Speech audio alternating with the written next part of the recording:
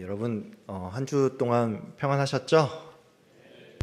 네, 항상 질문을 하면 별로 안 평안하신 것 같은데 다시 한번 여쭤보겠습니다. 한 주 동안 평안하셨죠?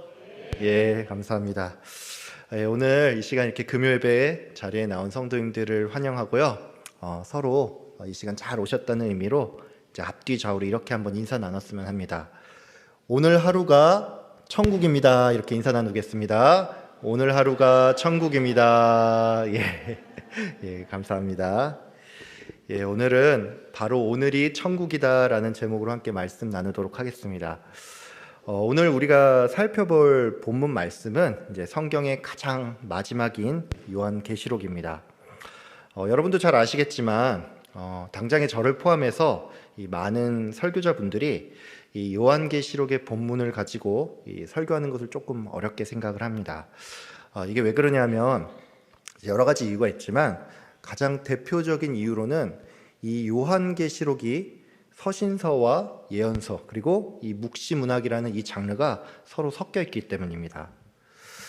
요한계시록은 이 외에도 상당히 많은 내용들이 이 구약과 신약에 나오는 여러 가지 모티브를 바탕으로 해서 이걸 또 그대로 사용하는 것이 아니라 다소 변형된 형태로 나타나기 때문에 설교를 전하는 입장에서는 본문의 해석과 전달에 있어서 특별히 더 신중을 기해야 하고 또 성경적인 배경 지식이 부족하면 잘못된 설교를 할 수 있기 때문에 이 설교자들 대부분은 이 요한계시록 본문을 가지고 설교하는 것을 좀 부담스럽게 느낍니다.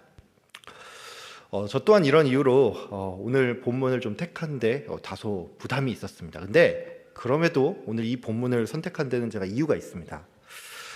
제가 이번에 이제 온라인으로 요한계시록 7교회에 대해서 강의를 진행하고 있거든요. 예.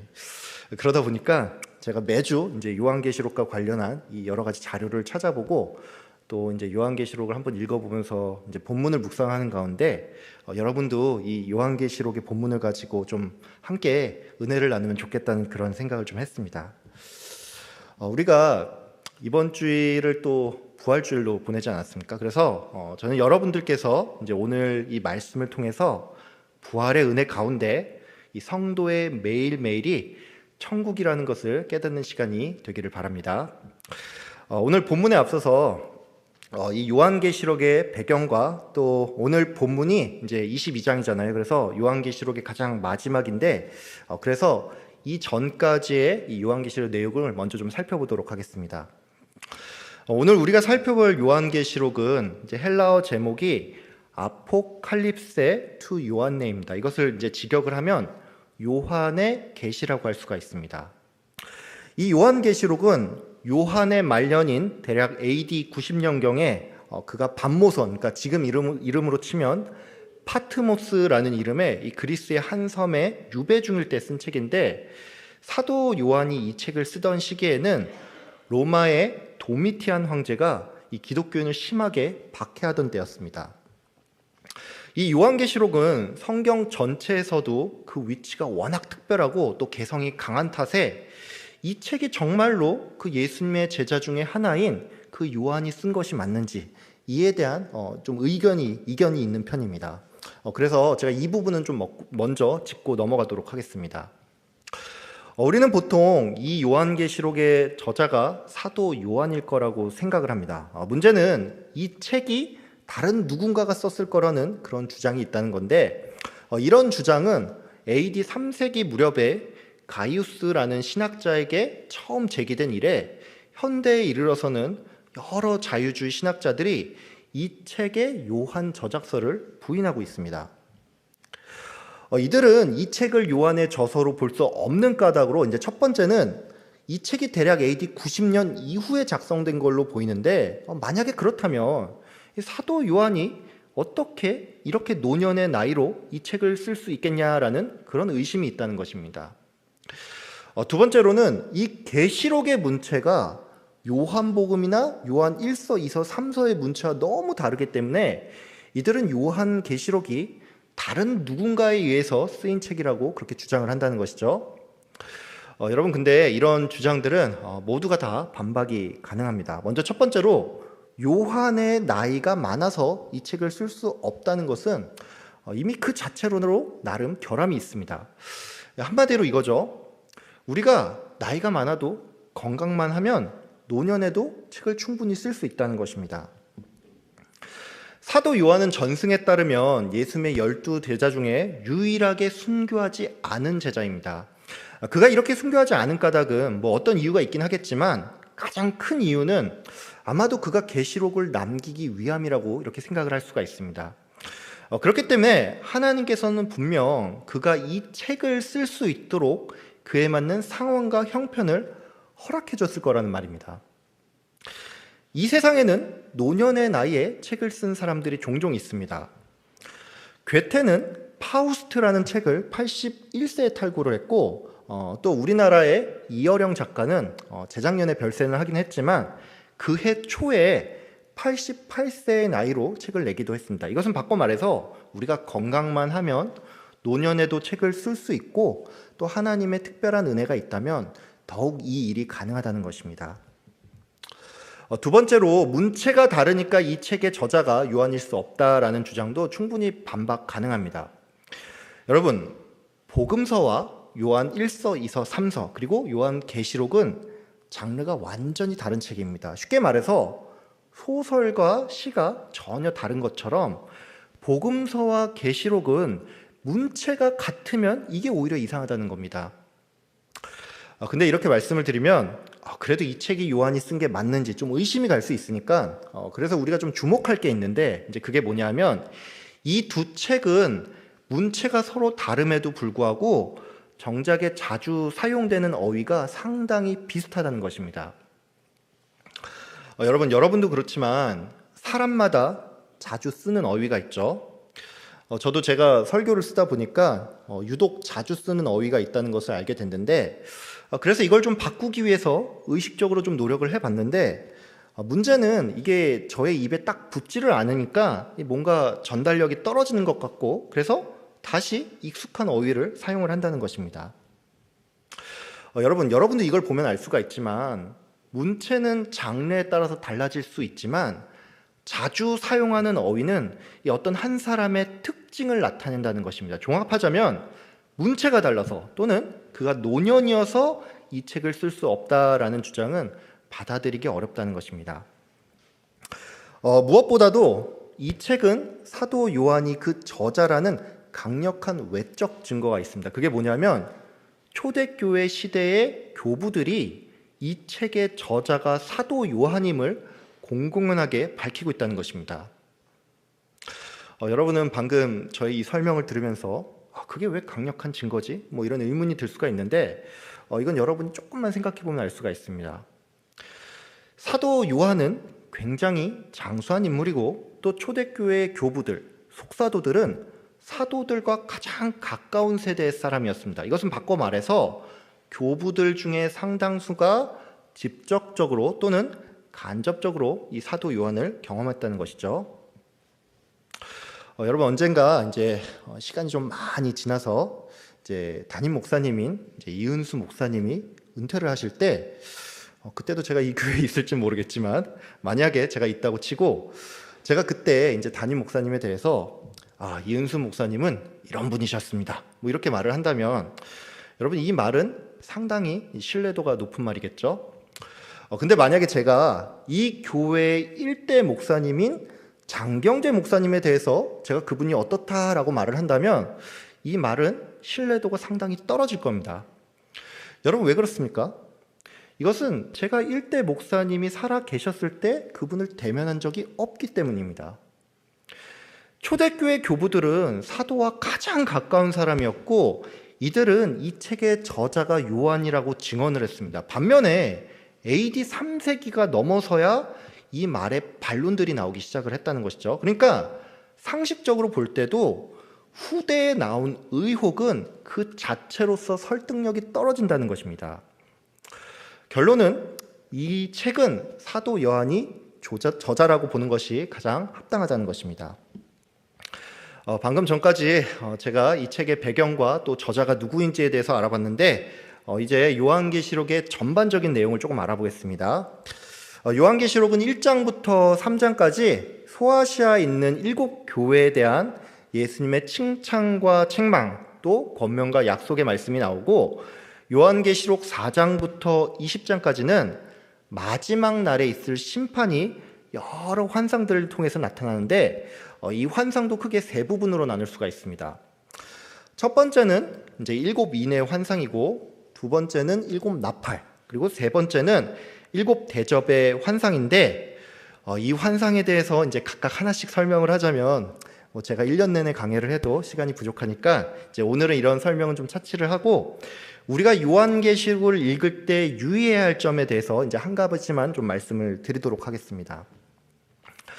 여러분, 이 요한계시록은 묵시 문학의 특성상 비유와 상징을 많이 쓰는데, 특별히 숫자 상징을 많이 씁니다. 7이라는 숫자는 이제 히브리 문화권에서는 거룩함과 완전함을 상징합니다. 그렇기 때문에 이 요한계시록의 7교회, 그리고 그 이후에 7인, 7 나팔, 7 대접이 나온다는 것은 이 심판이 거룩하고 완전하다는 것을 의미합니다. 근데 여러분이 이제 여기까지 들으면 심판이 거룩하고 완전하다는데 이게 대체 무슨 의미지? 이렇게 생각을 할 수가 있습니다. 제가 그래서 이 부분을 조금 더 풀어서 설명을 하자면, 먼저 심판이 거룩하다는 것은 이 심판이 거룩한 하나님께로부터 말미암았다는 것을 의미하고, 또 거룩하다는 것은 구별되었다는 말이기 때문에 이 심판이 세상에서 일어나는 일반적인 심판과는 완전히 구별된다는 것을 의미합니다. 심판이 완전하다는 것은 이것이 반드시 일어나면서 또 이 심판으로 세상이 완전한 종말을 맞이한다는 의미를 가지고 있습니다. 여러분이 이 본문을 보면서 이제 또 한 가지 주목할 게 있습니다. 그게 뭐냐면 이 환상이 인, 대접, 나팔, 이렇게 세 가지의 형태로 반복되어서 나타난다는 것입니다. 히브리 문학에서는 이 3이라는 숫자는 신비하다는 것을 의미합니다. 또한 이 심판이 3번에 걸쳐서 반복된 형태로 나타난다는 것은 삼중 강조의 의미로서 이 심판이 매우 엄중하다는 의미를 가지고 있습니다. 한마디로 말세에 일어날 심판은 이 세상 사람들이 전에는 전혀 겪지 못했던 매우 크고 두려운 심판이라는 것입니다. 이걸 여러분이 조금 더 이해하기 쉽게 예를 들자면 이렇습니다. 여러분도 아시겠지만 지금도 이 세상에 전쟁과 기근이 있고 또 지진이 있죠. 근데 여러분, 마지막 날에 만약에 이런 전쟁과 기근 또 지진이 최후의 심판으로 일어난다면 이 심판은 인류 역사상 단 한 번도 경험하지 못했던 매우 큰 스케일의 사건이 되고, 이로 말미암아 세상이 완전히 멸망하게 된다는 것입니다. 요한계시록을 읽는 독자들은 많은 경우에 이 환상에 대한 묘사가 너무나도 인상적이다 보니까 이게 과연 무엇을 의미하는지, 또 이게 지금 이 시대에 무엇과 연관이 되는지 여기에 좀 관심이 많은 편입니다. 물론 여러분, 이에 대한 관심이 결코 잘못된 것은 아니지만 우리가 그 시절을, 그때를 살지 않는 이상 이게 어떤 건지 지금은 정확히 알 수 없기 때문에 말씀을 가지고 어떤 사건이나 인물과 자꾸 연결시키기보다는 이 말씀이 나타내는 큰 의미 정도를 파악하는 게 좋습니다. 요한계시록은 방금 설명드린 것처럼 이제 7인과 7 나팔 또 7 대접의 환상이 이후에 하나님을 대적하는 이 짐승과 음녀가 심판을 받고, 이후에 천년 왕국이 임하며 그 후에 최후의 심판이 있다라고 언급을 하였습니다. 방금 제가 설명드린 여기까지가 이제 요한계시록 20장까지의 내용이고, 21장부터 마지막 22장까지는 새 하늘과 새 땅, 또 새 예루살렘에 대한 이야기가 나옵니다. 오늘 우리가 살펴볼 본문 22장은 이 새 예루살렘 안에 흐르는 생명수 강과 또 그 양 옆에 있는 생명나무에 대한 그 설명으로 시작됩니다. 먼저 이 생명수 강은 하나님과 어린 양의 보좌로부터 흘러나와서 새 예루살렘의 한가운데를 흐르며, 그 강 양쪽에는 생명나무가 있어서 달마다 새로운 열매를 맺고, 이 나무의 나뭇잎은 온 민족을 치료하는 데 쓰인다라고 천사는 요한에게 그렇게 설명을 해줬습니다. 또한 천사는 요한에게 새 예루살렘에서는 그 어떤 저주도 어둠도 없으며 모두가 하나님을 뵙고 그분을 경배하며 영원히 천국을 다스릴 거라고 설명을 했습니다. 참고로 요한계시록 21장에도 이 새 예루살렘 안에는 그 어떤 슬픔과 눈물, 또 죽음과 고통도 없다라는 말이 나오는데, 이러한 표현은 이것을 읽는 성도들로 하여금 천국에 대한 이 소망을 불러일으킨다고 할 수가 있습니다. 많은 분들은 오늘 이 본문을 보면서 천국을 떠올리고 또 그러면서 소망과 위로를 얻습니다. 특별히 연세가 많은 분들이나 또 이런저런 이유로 천국이 가깝게 느껴지는 분들은 더욱 그렇죠. 반면에 어떤 분들은 오늘의 이 본문이 그다지 마음에 와닿지 않을 수가 있습니다. 말하자면 이런 거죠. 오늘 본문이 말하는 새 하늘과 새 땅, 즉 천국에 대한 묘사가 이 머리로는 동의가 되는데 이 가슴으로는 그다지 동의가 되지 않는다는 것입니다. 쉽게 말해서 천국은 죽어서 가는 곳이고 나는 그래도 아직 이 땅에서 살 날이 많으니까 이 천국에 대한 성경의 묘사가 그냥 그렇구나 정도로 받아들여지지 아직 나에게는 먼 얘기처럼 느껴진다는 것입니다. 여러분도 아시겠지만 우리가 젊었을 때 이제 우리 부모님들이 야, 너 한 살이라도 젊을 때 건강 잘 챙겨야지만 나중에 고생하지 않아. 이런 말을 하죠. 여러분, 우리의 부모님들이 그런 말을 했을 때 우리의 반응이 어땠습니까? 부모님이 정말로 나를 많이 생각하는구나. 이렇게 생각을 했습니까? 아니죠. 예. 우리들 대부분은 내가 젊었을 때는 내가 특별히 관리를 안 해도 내 몸이 건강하기 때문에 나중에 고생한다는 그 부모님의 말이 그때는 전혀 와닿지 않았습니다. 여러분, 그렇습니다. 우리가 젊을 때는 건강하기 때문에 이 부모님의 조언이 잘 와닿지 않는 것처럼 지금 우리들 또한 아직은 그래도 내가 이 땅에 살 날이 있기 때문에 이 천국에 대한 성경의 묘사가 당장에는 크게 와닿지 않고 또 내게 그 어떤 위로나 소망도 되지 않을 수 있다는 것입니다. 여러분, 우리는 모두 나에게 천국이 예비되어 있고 또 성도라면 천국을 바라보며 이 소망 가운데 사는 사람이라는 것을 잘 알고 있습니다. 하지만 우리는 이런 지식에도 불구하고 많은 경우 인생의 어떤 어려움을 만났을 때 세상 사람들과 그다지 다를 게 없는 그런 반응을 보인다는 것이죠. 한마디로 우리는 예비된 천국을 생각하면서 그 소망을 바라보며 사는 게 아니라 당장 현실을 바라보며 내일 일을 걱정하면서 산다는 것입니다.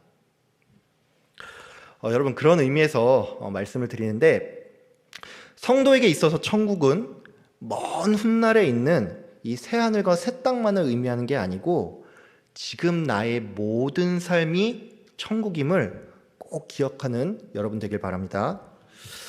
여러분, 성경은 과연 우리에게 뭘 말하는 책이라고 생각을 하십니까? 다른 말로 여러분이 이 성경을 한 관점으로 본다면 어떤 관점으로 보는 게 맞다고 생각하십니까? 이와 관련해서는 신학을 전공한 분들조차도 각자 조금씩 다른 그런 관점을 가지고 있는 편인데 그래도 몇 가지 얘기를 하자면 이 어떤 분들은 성경이 구약과 신약으로 이루어져 있으니까 언약이라는 관점에서 성경 전체를 바라볼 수 있다라고 그렇게 말을 합니다. 여러분은 이 말 어떻게 생각하십니까? 예, 대부분 별 생각이 없겠지만 여러분 실제로 이 신학 공부를 하다 보면 알겠지만 언약 신학이라는 것이 있습니다. 그래서 이 언약 신학의 관점에서 우리가 성경 전체를 바라볼 수가 있습니다. 또 어떤 분들은 구약이 앞으로 오실 예수님을 증언하고 신약은 이미 오신 예수님에 대해서 증언을 하니까 성경은 예수님 중심으로 보면 된다라는 그런 말을 하기도 합니다. 여러분 중에 혹시 아시는 분도 계실 텐데 이 설교 기법 중에는 그리스도 중심 설교라는 것도 있습니다. 참고로 방금 언급드린 이 관점도 성경 전체를 보는 관점으로서 굉장히 훌륭하고 좋은 관점입니다. 제가 앞서서 이제 성경을 바라보는 이제 몇 가지 관점에 대해서 설명드렸는데, 저는 오늘 이 시간에 이제 조금 다른 관점을 하나 더 설명을 드리겠습니다. 여러분, 성경을 읽을 때 성경의 이 시작과 끝을 보면 이 성경의 전체적인 관점을 알 수가 있습니다. 여러분, 성경의 가장 앞에 창세기가 나오죠. 창세기 앞에 뭐가 나옵니까? 창조기사가 나오죠. 하나님은 천지를 창조하면서 여섯째 날에 인간을 만들고, 이 인간은 하나님과 더불어서 에덴 동산에서 살았습니다. 그럼 여러분, 성경의 가장 마지막인 계시록에는 뭐가 나오죠? 이것은 오늘 우리가 살펴본 것처럼 새 예루살렘, 즉 천국에서 성도가 하나님과 함께 영원토록 살아간다는 것입니다. 즉 성경은 처음과 끝에 하나님과 인간이 함께 살아가는 세상, 즉 하나님 나라를 우리에게 보여주고 있다는 것입니다. 여러분이 고등학교 시절 이럴 때 이제 문학을 좀 배워서 아시겠지만 수미쌍관법 이런 것이 있죠. 이것은 뭐냐 하면 시작과 끝을 서로 비슷한 내용이나 이 문장을 채워넣는 방식인데, 이러한 기법은 결국에는 화자가 전하고자 하는 메시지의 핵심을 앞과 뒤에 배치를 해서 그 안의 내용이 결국엔 이 관점으로 채워져 있다는 것을 밝히는 것입니다. 요약을 하자면 성경에는 여러 인물들이 나오고 또 여러 사건들이 나오지만 이 모든 것들은 결국 하나님 나라라는 관점에서 우리가 바라볼 수 있다는 것입니다. 근데 제가 이렇게 말씀드리면 목사님, 창세기 저자와 요한계시록의 저자가 다른데 어떻게 그 관점이 성립될 수 있습니까? 이렇게 반문을 할 수가 있는데, 여러분, 성경은 성령의 감동으로 된 것입니다. 이것은 다른 말로 성경 전체가 각자 다른 인간 저자를 통해서 쓰여졌지만 결국에는 원 저자가 성령님이시고, 그래서 이러한 일치는 그냥 우연이 아니라는 것입니다.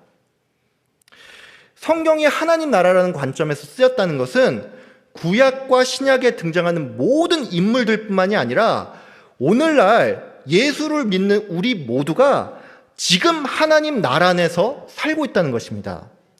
다른 말로 천국의 가장 큰 특징은 우리가 단지 영생을 얻고 영원히 산다, 여기에 있는 것이 아니라 성도가 하나님과 영원히 함께한다는 것입니다. 오늘 본문에 보면 이 생명수 강이 새 예루살렘 한가운데를 지난다는 말이 나옵니다. 또한 이 생명수는 하나님과 어린 양의 보좌로부터 흘러나온다는 그런 말이 나옵니다. 여러분, 이걸 보면 알 수가 있지만 이 생명수는 우리에게 영원한 생명을 공급하는, 즉 예수 그리스도라는 것입니다. 예수님께서는 이 한낮에 물을 들어온 여인에게 영원히 마르지 않는 물을 주겠다고 말씀하셨습니다. 또한 예수님은 사람들에게 나를 믿는 사람은 배에서 생수가 강물처럼 흘러넘칠 것이라고 말씀하셨습니다. 즉 이 말은 예수를 믿는 성도는 하나님께 공급받는 그 생명수가, 즉 예수 그리스도가 지금 내 안에 있다는 것입니다. 여러분, 성도가 보내는 하루는 그냥 평범한 하루가 아닙니다. 여러분의 몸은 비록 지금 이 땅에 있지만 우리 안에는 예수 그리스도가 계십니다. 즉 성도의 하루는 새 예루살렘을 향해서 나아간과 동시에 지금 내 안에 생명수가 흐르고 있으니까 바로 오늘 이 하루가 천국이라는 것입니다. 여러분, 인생이 고달프십니까? 이 직장 생활과 사업이 좀 풀리지 않아서 좀 어렵진 않습니까? 여러분, 혹시 경제 문제로 아니면 관계 문제로, 건강 문제로 마음이 힘든 분 계시지 않습니까? 여러분, 그렇다면 이 땅을 바라보며 또 문제 상황을 바라보면서 근심 걱정하지 마시고 지금 나와 함께하는 하나님을 바라보면서 오늘 이 하루가 천국임을 다시금 기억하는 여러분 되길 바랍니다. 여러분들 중에 어떤 분들은 아마도 저희 이 권면이 다소 상투적이게 느껴질 수 있을 겁니다. 목사님은 일 자체가 맨날 성경 보고 기도하는 거니까 그렇지 이 사회생활은 조금 달라요. 뭐 이렇게 반문하는 분이 계실지 모르겠는데 여러분, 제가 한 12년 정도 직장 생활도 하고 또 지금 한 3년 정도 이 교역자로 있는 입장에서 말씀드리는데, 여러분, 교역자나 일반 성도나 다를 게 별로 없습니다. 예. 여러분, 네, 다를 게 별로 없습니다. 여러분, 교역자든 일반 성도든 어렵고 힘들긴 마찬가지입니다. 근데 이런 순간에 성도가 성도답게 살기 위해서 필요한 게 있다면 지금 이 순간이 천국임을 우리가 꼭 기억해야 한다는 것입니다. 다른 말로, 맞다. 지금 내가 하나님과 동행하고 있지. 나의 이 괴로운 마음을 알아주시고 들어주시는 하나님께서 지금 내 옆에 계시지. 이것을 우리가 기억해야 한다는 것입니다. 여러분, 성경은 처음부터 끝까지 하나님 나라라는 관점에서 쓰인 책입니다. 성경에 나오는 모든 사건은 그저 우연히 일어난 것이 아닌 하나님이 주관하신 것이며, 성경에 기록된 신앙의 선배들은 그들 자신이 모범적으로 잘 살아서가 아니라 하나님이 그 인생 전체에 개입하셨기 때문에 그들의 이름이 성경에 기록된 것입니다. 여러분, 하나님은 나의 모든 삶 가운데 함께하는 분이십니다. 하나님은 우리의 이름을 이 생명책에 기록하고 나서 그냥 멀리서 관전만 하는 분이 아닙니다. 하나님은 우리의 아버지입니다. 그분은 우리의 부모가 되셔서 부모의 심정으로 우리의 생각을 다 아시며 우리의 괴로움에 응답하시고, 때로는 나조차도 지금 내가 뭘 어떻게 해야 할지 모르는 그때 가장 선한 길로 우리를 이끄시는 분이십니다. 여러분, 그 하나님은 지금 내 안에, 내 옆에, 내 안에 그렇게 계십니다. 여러분, 성도는 한 사람 한 사람이 성전입니다. 성도가 성전이라는 것은 내 안에 생명수 되시는 하나님께서, 예수님께서 함께 하신다는 것입니다. 성도 한 사람 한 사람이 성전이라는 것은 그저 건조한 교리가 아닌 하나님이 지금 나와 함께 하셔서 내 손을 잡고 이 생을 함께 걸어가신다는 것을 의미합니다. 여러분, 오늘 하루가 천국입니다. 여러분 모두 내가 천국 백성임을 생각하며 이 하나님 나라를 온 세상에 전하는 여러분 되시길 주님의 이름으로 축복합니다. 아멘.